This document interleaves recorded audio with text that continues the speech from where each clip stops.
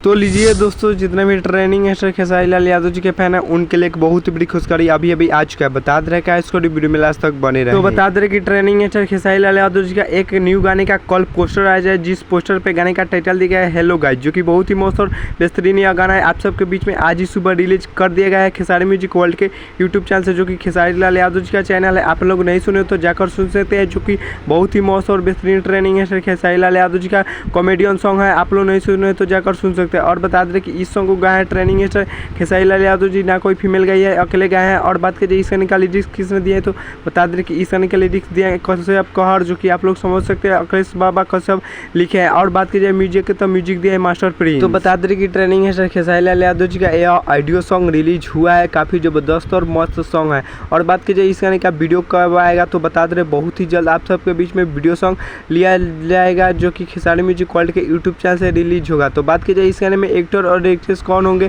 तो बता दें कि इस गाने में एक्टर होंगे ट्रेनिंग मास्टर खेसारी लाल यादव जी, और एक्ट्रेस होने वन्नू द गैरेट, जो कि बहुत ही मस्त एक्ट्रेस होने वाला है इस ट्रेनिंग मास्टर खेसारी लाल यादव जी के साथ। और बता दें कि मौनी मिराज के साथ बहुत ही सारे गाने में काम किया, जो कि काफ़ी ज़बरदस्त एक्ट्रेस है।